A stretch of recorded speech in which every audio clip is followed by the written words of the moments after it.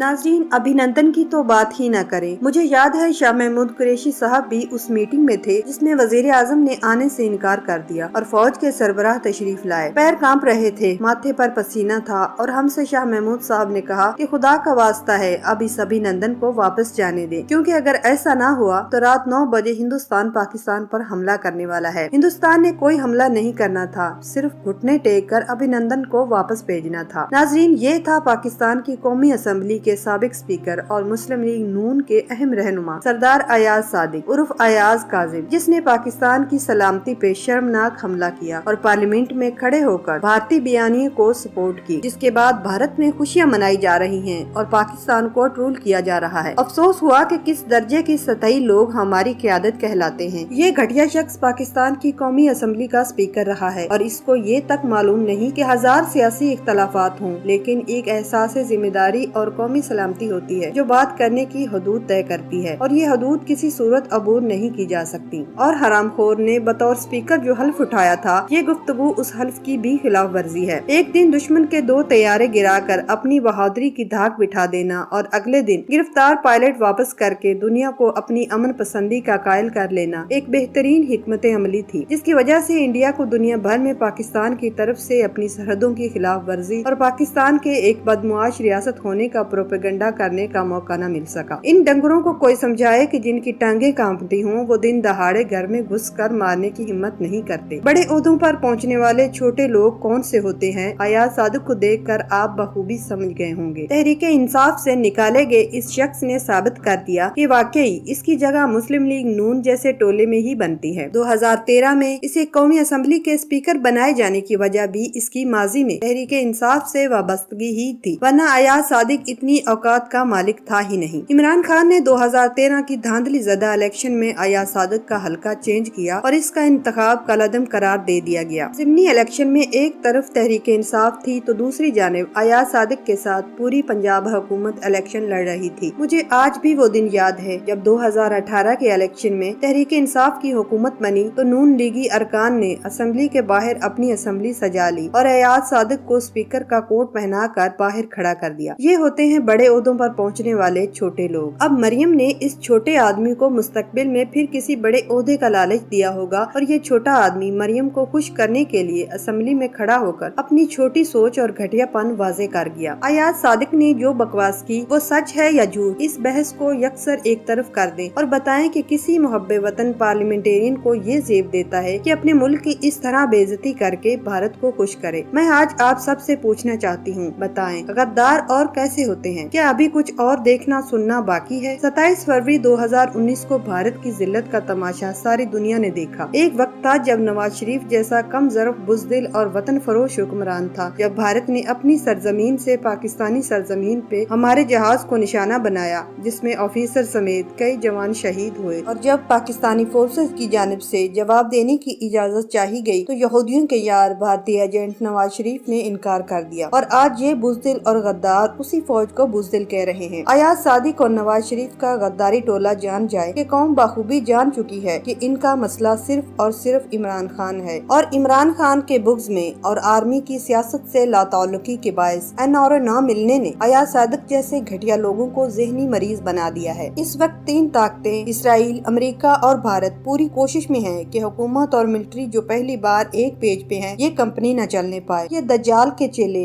यहूदियों के आलाकार इसी टास्क के तहत इमरान खान के साथ साथ आर्मी चीफ और ISI चीफ को भी निशाना बना रहे हैं, लेकिन खैर इंशाल्लाह इन भारतीय और इसराइली एजेंटों का इबरतनाक अंजाम होगा। ये बदबख्त अपनी आखिरी कोशिश के तौर पे भौंक रहे हैं कि किसी तरह या तो फौज और हुकूमत दबाव में एनआरओ दे दे या फिर मार्शल लॉ लग जाए और एक मरतबा फिर मुल्क को गैर मुस्तहकम करने का मौका मिले, फिर इस पे ये बेशर्म लोग सियासत कर सकें। इन लोगों का दीन ईमान मुल्क सब कुछ अपने सियासी मफादात और सियासी आका हैं। इस खोते को कोई बताए अगर जनरल बाजवा और पाक फौज भारत से इतने डरते होते तो 26 फरवरी 2019 को भारत की एक नाकाम सर्जिकल हमले का बदला क्यों लेते? अगर पाक फौज इतनी डरती होती तो फिर 26 फरवरी को पाकिस्तान फौज के तर्जुमान ने ये क्यों कहा था अपनी मर्जी की जगह और अपनी मर्जी के वक्त पर बदला लेंगे, और वो बदला लिया गया जिसको दुनिया ने देखा। पाकिस्तान ने इंडियन स्पेस के अंदर जाकर भारतीय जहाजों को ट्रैप करके उन जहाजों को गिराया, तो क्या पाकिस्तानी फौज को पता नहीं था जहाजों को गिराने का रद्द-ए-अमल عمل کیا ہو سکتا ہے؟ پائلٹ کو پکڑنے کا رد عمل کیا ہو سکتا ہے؟ اس وطن فروش کو کوئی بتائے کہ ابھینندن ایک جنگی قیدی تھا جس کو بین الاقوامی قوانین کے مطابق رہا ہی کرنا تھا، اور پاکستان نے بہترین حکمت عملی سے اسے بر وقت رہا کیا۔ بندہ اس کنجر کو 2 تھپڑ لگا کر پوچھے کہ اگر پتلون گیلی اور ٹانگیں کانپنے کا ڈر ہوتا تو پاکستان ایئر فورس کو جموں میں ہائی ویلیو ٹارگٹ انگیج کرنے کی کیا ضرورت تھی، اور اس سے بھی بڑھ کر جموں کے اندر جانے کی کیا ضرورت تھی؟ اور اگر اتنا ہی خوف تھا دشمن کا تو ابھینندن کا کرافٹ لاک کر کے پاکستانی ایئر سپیس میں ہٹ کرنے کی کیا ضرورت تھی؟ اے غدارو، اب تمہارے اس طرح بھونکنے سے کوئی فرق نہیں پڑے گا، تمہاری اصلیت سامنے آ چکی ہے۔ تم اور تمہارے اگلے پچھلے میری پاک فوج پر قربان، تمہارا دھن دولت آن بان شان ان کے بوٹوں پر لگی دھول کے صدقے۔ اگر اب بھی کسی کو یقین نہیں کہ یہ لوگ انڈیا کا بیانیہ بول رہے ہیں تو سمجھ لو ان کے دل اللہ کی طرف سے بند ہو چکے ہیں۔